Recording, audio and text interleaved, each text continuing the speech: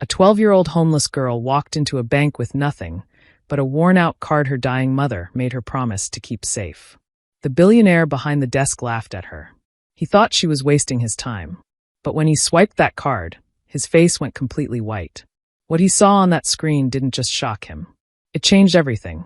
And before you click away, let me tell you, this girl's story will break your heart and put it back together again. Stay with me. You need to hear this. Welcome to Voice of Granny. While you are here, please hit the subscribe button and comment your view on the story and where you're watching from. Let me tell you a story that will stay with you long after I finish telling it. It's about a girl, about hope, and about the kind of miracles that happen when we least expect them. Her name was Lily Parker, and she was only 12 years old. On a cold Tuesday morning in downtown Chicago, she stood outside the massive glass doors of Sterling Trust Bank, shivering in clothes that had seen better days. Her jacket was too thin for the weather, her shoes had holes in the soles, and her hair hung in tangled knots around her face.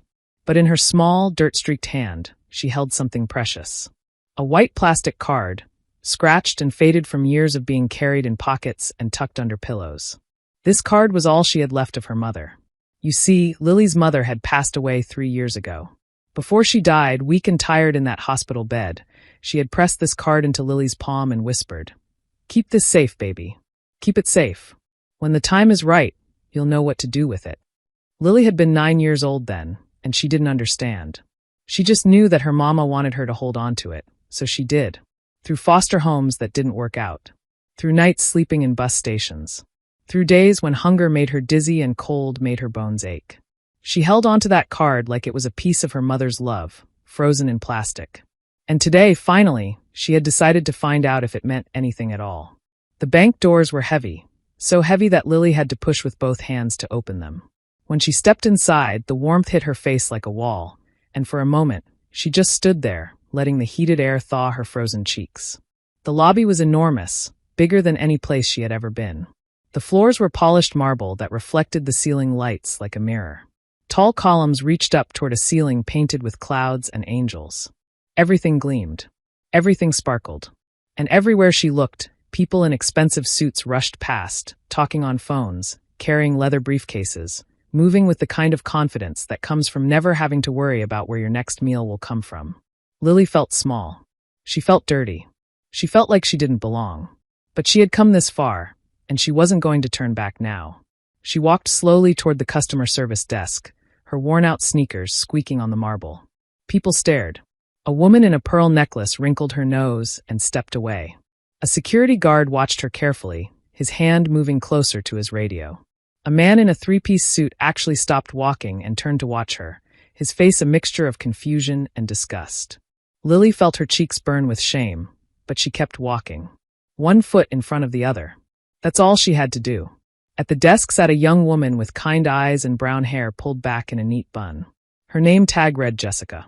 When Lily approached, Jessica looked up from her computer screen, and her expression softened immediately. Unlike the others, she didn't look at Lily with judgment. She looked at her with concern. "Hello, sweetheart," Jessica said gently. "How can I help you today?" Lily's voice came out smaller than she wanted it to. I need to check something. On this card." She slid the faded plastic across the counter with trembling fingers. Jessica picked up the card carefully, turning it over in her hands. It was clearly old. The numbers were worn almost smooth. The magnetic strip was scratched. But when Jessica looked at the bank logo on the front, her eyebrows raised slightly. This was one of their cards. Old but real. "Okay, honey," Jessica said. "Let me see what I can find out for you. What's your name?" "Lily. Lily Parker." "All right, Lily. Give me just a moment." Jessica began typing on her computer, and Lily stood there, her heart pounding so hard she could hear it in her ears. Around her, the bank continued its busy rhythm. Phones rang. Printers hummed. People talked about investments and interest rates and stock portfolios. None of them paid attention to the little girl at the counter, waiting to see if her mother had left her anything at all, or if this card was just a piece of plastic with nothing behind it but broken dreams. As Jessica worked, Lily let her mind wander back to her mother. She remembered her laugh, bright and musical. She remembered how her mother would sing while cooking, even when they only had rice and beans to eat. She remembered the way her mother would stroke her hair at bedtime and tell her stories about princesses who were brave and kind, who faced dragons and darkness and always found their way to the light. "You're my brave girl," her mother used to say. "No matter what happens, you keep being brave. You keep being kind. And you never, ever give up hope." Lily had tried. She really had. But hope was hard to hold on to when you were hungry and cold and alone. Jessica frowned at her screen, then picked up her phone. "Mr. Wellington?" "Yes, I have a situation here at the front desk. I need access to the legacy archive system. There's an old account that needs verification." She paused, listening. "Yes, sir. It's unusual. I think you should come take a look." Lily's stomach dropped. Was something wrong? Was she in trouble? Within minutes, a man appeared from one of the private offices at the back of the bank. He was tall, probably in his 50s, with silver hair swept back from his forehead and a suit that probably cost more than Lily had seen in her entire life. His shoes were so shiny they reflected the ceiling lights. A gold watch glinted on his wrist. And his face wore the expression of someone who was very important and very busy and not particularly happy about being interrupted. This was Richard Wellington, the bank's senior vice president. He was a man who handled accounts worth millions. He advised politicians and celebrities. He had his photograph on the wall in the executive hallway. And right now, he was walking toward Lily with an expression that clearly said he thought this was a waste of his valuable time. "Jessica," he said, not even glancing at Lily. "What seems to be the problem?" "Sir, this young lady has a card that's registered in our system, but it's flagged as a legacy account. I don't have clearance to access the details." Richard finally looked at Lily, and she watched his eyes travel from her tangled hair down to her worn shoes and back up again. His lip curled slightly, just a tiny movement, but Lily saw it. She had seen that look before, on the faces of people who thought she was worthless, who thought she was garbage, who thought she didn't matter. "I see," Richard said slowly. "And where did you get this card, young lady?" The way he said young lady didn't sound respectful. It sounded suspicious. "My mother gave it to me," Lily said, forcing herself to look him in the eye. "Before she died." Richard held out his hand, and Lily reluctantly placed the card in his palm. He examined it like it might be contaminated with something. "This card is quite old. Are you certain it's legitimate?" "My mama wouldn't lie," Lily said, and she heard her voice crack on the word mama. Richard sighed, the kind of sigh that said he had better things to do, but supposed he had to deal with this anyway. "Very well. Come with me. We'll use the executive terminal to verify this." He glanced at Jessica. "You can return to your other customers." But Jessica stood up. "Sir, if it's all right, I'd like to accompany Lily. She seems a bit nervous."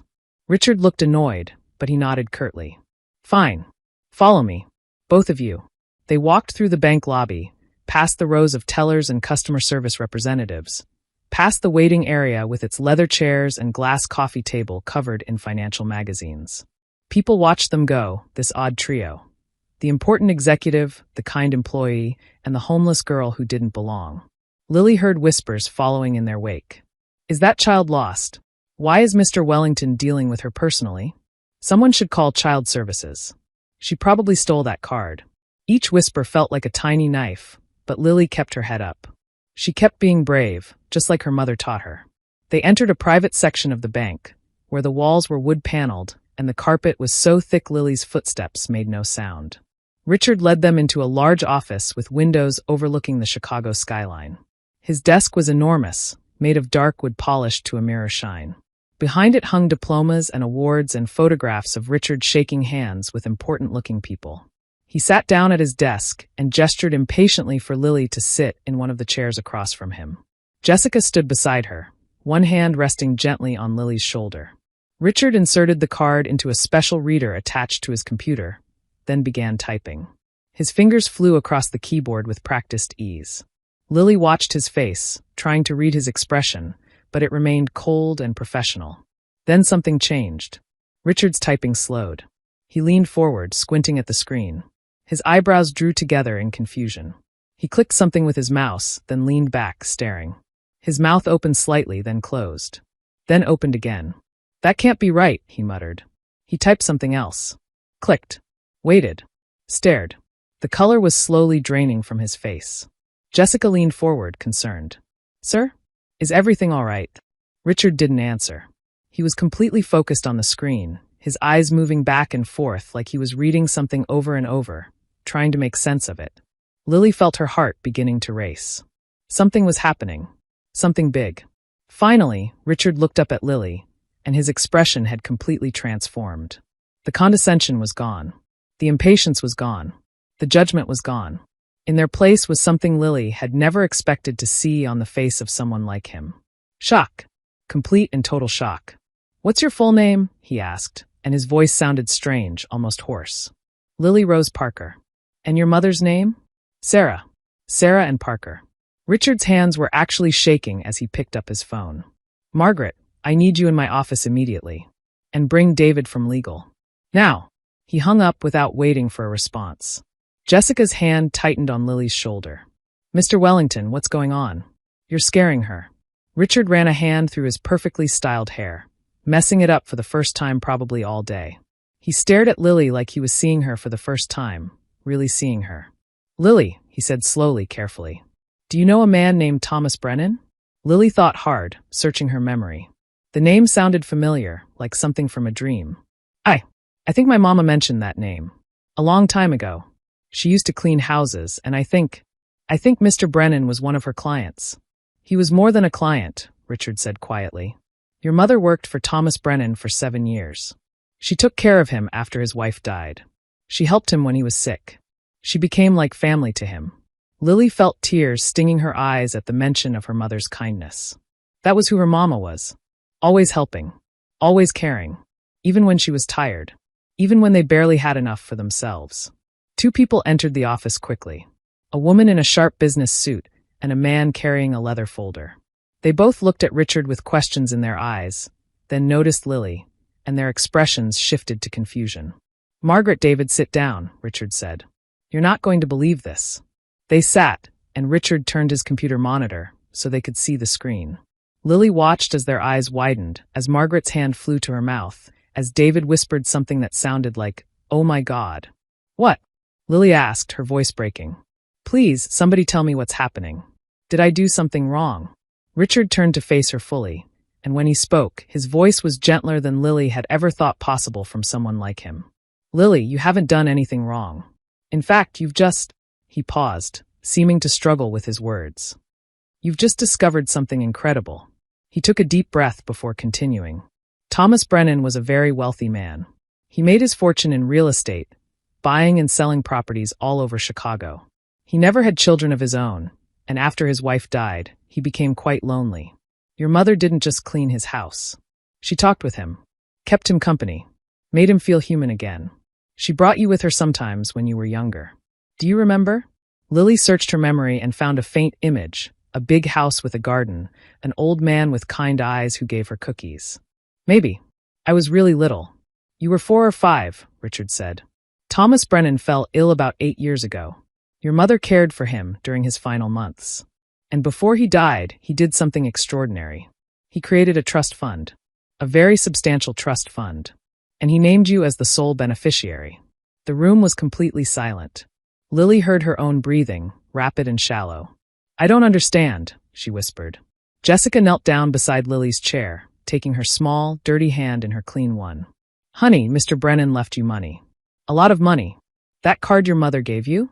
It's connected to an account that's been growing for years, waiting for you. How much? Lily asked, and the words came out so quietly they were almost just breath. Richard and Margaret exchanged glances. David opened his folder and pulled out a document, quickly scanning it. When he looked up at Lily, his eyes were damp. Lily, Richard said slowly, the current balance in your trust fund, including all accumulated interest and investment returns, is approximately $47 million. The world stopped spinning. Lily was sure she had heard wrong. She must have heard wrong. Those words didn't make sense. They couldn't make sense. I'm sorry, she said, shaking her head. I don't what? 47 million, Margaret repeated softly. Lily, sweetheart, you're wealthy. Very wealthy. You never have to worry about money again. Not for food, not for shelter, not for anything. The tears came then, sudden and overwhelming, pouring down Lily's face in hot streams. Her whole body began to shake. Jessica wrapped her arms around her and held her tight while Lily sobbed into her shoulder. years of fear and hunger and loneliness and exhaustion finally breaking free. "It's okay," Jessica murmured, stroking her hair. "Let it out, honey. Let it all out." Richard, this powerful man who minutes ago had looked at Lily with disdain, got up from his desk and poured a glass of water from a crystal pitcher. He brought it to Lily with hands that were still trembling slightly. "Here," he said gently. "Drink this." Lily took the glass, her hands shaking so badly that water sloshed over the rim. She managed a few sips, the cool liquid soothing her burning throat. "I don't understand," she said again, wiping her eyes with the back of her hand. "Why didn't my mama tell me? Why didn't she use the money?" David, the lawyer, cleared his throat. "According to the terms of the trust, your mother couldn't access the funds. They were set up specifically for you, to be released when you turned 18, or in the event of special circumstances requiring judicial review. Mr. Brennan wanted to make sure you were provided for your entire life. But my mama died," Lily said, fresh tears spilling over. "She got sick, and we couldn't afford the medicine she needed, and she died. If she had known about this money, she could have." Her voice broke completely. The adults in the room looked at each other with expressions of deep sadness. Richard spoke carefully. "Lily, your mother did know. She knew about the trust. But she also knew the terms. She couldn't break the legal structure Mr. Brennan had put in place, even to save her own life. The trust was designed to protect you, to make sure this money would always be there for your future. Your mother kept that card safe all those years, and she made sure you had it because she knew that one day you would need it. And today is that day." The reality of her situation was slowly sinking in, and it felt like Lily's entire world was being rewritten. Everything she thought she knew, everything she had accepted as her fate, was suddenly impossibly different. "What happens now?" she asked in a small voice. Margaret, who Lily learned was the head of wealth management, smiled warmly. "Now, we make sure you're taken care of. First, we need to find you a safe place to stay tonight. Then we'll work on finding you a proper guardian, someone who can help you manage all this until you're old enough to do it yourself." "I'll make some calls," David said, already pulling out his phone. "I know some excellent family court judges who can expedite the process." Richard stood up and straightened his tie, composing himself. "And I'll personally oversee the management of your assets. Lily, I want to apologize. When you first came in, I made assumptions about you based on your appearance. I judged you unfairly, and I'm deeply sorry. You deserved better from me, from everyone here." Lily looked up at this powerful man, and she saw something in his eyes that surprised her. Respect, and maybe even a little bit of awe. "It's okay," she said quietly. "People look at me like that all the time." "Well, they shouldn't," Richard said firmly. "And from this moment forward, that changes. You are now one of the most significant clients of this bank. You will be treated with the dignity and respect you deserve. Margaret, let's start immediately. Lily needs clothes, food, a safe place to rest. Let's make it happen." What followed was a whirlwind that Lily could barely process. Jessica took her to a private bathroom where Lily was able to wash her face and hands with soap that smelled like lavender. Margaret called a boutique and arranged for them to deliver clothes to the bank. David made phone calls to social services and lawyers. And Richard, once so cold and dismissive, personally went to the bank's executive dining room and brought back a tray of food. A warm sandwich, soup, fresh fruit, cookies, and a tall glass of milk. Lily sat in Richard's office, eating slowly because her stomach had shrunk from so many days with too little food, and watched as these people who had been strangers an hour ago worked to help her. Jessica sat beside her the entire time, occasionally reaching over to squeeze her hand or tuck a strand of hair behind her ear. "Are you doing okay, sweetheart?" Jessica asked. Lily nodded, but truthfully, she wasn't sure what she was feeling. Relief. Disbelief. Grief for her mother, who had suffered so much and died without ever being able to use this money to help herself. Gratitude for Mr. Brennan, this man she barely remembered who had thought of her, who had cared enough to give her this incredible gift. And underneath it all, a tiny, fragile spark of something she hadn't felt in a very long time. Hope. The clothes arrived in beautiful bags with ribbon handles. Margaret helped Lily pick out a soft sweater, clean jeans that actually fit, new socks, and a warm winter coat. There were even new shoes, sneakers that didn't have holes, that were her exact size. Lily changed in the bathroom and looked at herself in the mirror, barely recognizing the clean, properly dressed girl staring back at her. When she came back to Richard's office, everyone smiled. "You look beautiful," Jessica said, and there were tears in her eyes. A social worker arrived, a kind woman named Patricia who explained that she would help find Lily a safe foster placement. But given the unusual circumstances of Lily's situation, the process would be handled with special care. David assured Lily that he would personally make sure she was placed with someone trustworthy, someone who would care about her, not her money. "We're going to protect you," he promised. "This is your money for your future. No one else's." As the afternoon turned to evening, and the bank began to close, Richard made a final call. He arranged for Lily to stay in a hotel suite for the night, with Jessica volunteering to stay with her until a more permanent situation could be arranged. A car was called, a nice car with heated seats and a driver who smiled at Lily kindly. Before she left, Lily stood in the bank lobby one more time, looking around at the marble and the columns and the ceiling painted with clouds. This morning, this place had felt cold and unwelcoming. Now it felt different. Now it felt like the place where her life had changed forever. Richard walked her to the door, and before she left, he knelt down so he was eye level with her. "Lily," he said, "you're going to have opportunities now that most people never get. You can go to any school you want. You can live anywhere you choose. You can become anything you dream of. But money doesn't make you who you are. Your mother raised you to be kind and brave, and those qualities are worth more than any amount of money. Hold on to that." "Okay." Lily nodded, feeling tears threaten again. "And one more thing," Richard added. "Thank you." "For what?" "For reminding me why I got into this business in the first place. Not to get rich, but to help people. You reminded me of that today. So thank you." The hotel room was like something from a dream. A huge bed with soft white sheets. A bathroom with marble counters and fluffy towels. Windows that looked out over the glittering Chicago skyline. Jessica ordered room service, and they ate dinner together while watching cartoons on the biggest television Lily had ever seen. Later, after Lily had taken a long, hot shower and put on the new pajamas Margaret had included with the clothes, she sat on the bed and held the faded white card in her hands.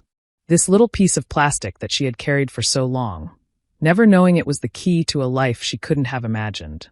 "Can I tell you something?" Lily asked Jessica, who was sitting in an armchair nearby reading. "Of course, honey. I used to be so angry at my mama. For leaving me. For dying. For not fighting harder to stay alive." Fresh tears rolled down her cheeks. "But now I understand. She was fighting. She was fighting to keep this safe for me. She could have tried to break the trust, could have spent years in court battles trying to get the money early. But she didn't. She protected it. She protected my future, even though it cost her everything." Jessica got up and came to sit on the bed, pulling Lily into a gentle hug. "Your mama loved you so much. More than anything in this world. And Mr. Brennan did too, in his way. He saw how special you were, even when you were tiny, and he wanted to make sure you always had what you needed. Both of them are watching over you now, and they're so proud of you." "I miss her," Lily whispered into Jessica's shoulder. "I know, sweetheart. I know." They sat like that for a long time, and slowly Lily felt some of the weight she had been carrying start to lift. The grief would always be there. She would always miss her mother. But now, mixed with the sadness, was gratitude. Gratitude for a mother who loved her enough to sacrifice everything. Gratitude for a kind old man who remembered a little girl and wanted to help her. Gratitude for people like Jessica and Richard and Margaret and David, who had rallied around her when she needed them most. That night, for the first time in years, Lily fell asleep in a warm bed with a full stomach, not worried about where she would go tomorrow or how she would survive. She fell asleep knowing she was safe, knowing she had a future, knowing that somehow, despite all the darkness, the light had found her. The next morning, Lily woke to sunlight streaming through the hotel windows. Jessica was already awake, talking quietly on the phone. When she saw Lily was up, she smiled. "Good morning, sunshine. I have good news." David called. "They've found someone perfect to be your guardian. Her name is Helen, and she's a retired teacher who's been a foster parent for 20 years. She's kind, patient, and she has no financial motivations. She's independently comfortable. You'll meet her this afternoon, and if you like her, you could be staying with her by the end of the week." Over the following days and weeks, Lily's new life took shape. Helen turned out to be wonderful, a grandmother type with a cozy house full of books and a garden where flowers grew in the spring. She taught Lily to bake cookies and helped her with nightmares when they came. She never made Lily feel like a burden, and she never treated her differently because of her money. David set up educational trusts and investment accounts. Margaret created a structure that would provide for Lily's needs while protecting the bulk of her inheritance for her future. Richard checked in regularly, and he and Lily developed an unexpected friendship. He told her about his own childhood, about being poor and working his way up, about losing sight of what mattered along the way. Lily reminded him, he said, of why any of it was worthwhile. Jessica became a regular visitor, taking Lily out for ice cream or to museums or simply for walks in the park. The bond they had formed that first day never faded. Years later, when Lily graduated from college, Jessica was there in the audience, cheering louder than anyone. But perhaps the most important thing that happened was this. Lily decided what to do with her fortune. She could have spent it all on herself, lived in luxury, never thought about others. But that wasn't who her mother raised her to be. She created the Sarah Parker Foundation, named after her mother. The foundation provided assistance to homeless children and families, helping them with food, shelter, medical care, and education. She funded scholarships for kids who came from nothing, just like she had. She supported programs that helped people like her mother, single parents working multiple jobs, trying to keep their children fed and safe. And every year, on the anniversary of that cold Tuesday morning when she walked into Sterling Trust Bank, Lily visited her mother's grave. She would sit beside the headstone and tell her mama about all the people they had helped, all the lives they had changed. "We did it, Mama," she would say. "We took the gift Mr. Brennan gave us, and we made it mean something. We made it matter." Because that's what Lily learned in the end. Money could change your circumstances, but it couldn't change who you were. It couldn't buy love or kindness or courage. Those things came from inside, from the values her mother had instilled in her during those hard years when they had nothing but each other. Lily Parker went from a homeless child with holes in her shoes to one of Chicago's most beloved philanthropists. But she never forgot where she came from. She never forgot what it felt like to be hungry, to be cold, to be invisible. And she spent the rest of her life making sure that other people the world might overlook or dismiss, knew that they mattered, that they were seen, that they were loved. And sometimes, just sometimes, miracles did happen, even to people who thought they were all alone in the world. The little white card that started it all, that faded piece of plastic that held so much hope, Lily kept it in a frame on her desk. Not in a drawer. Not hidden away. On display, where she could see it every single day. A reminder of her mother's love. A reminder of Mr. Brennan's kindness.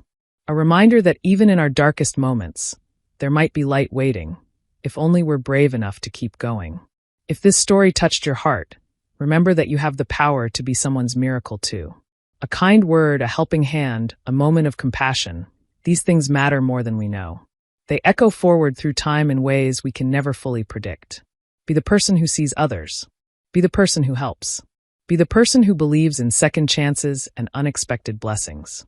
Because somewhere out there, someone needs their miracle. And maybe, just maybe, you're the one meant to help them find it. The end.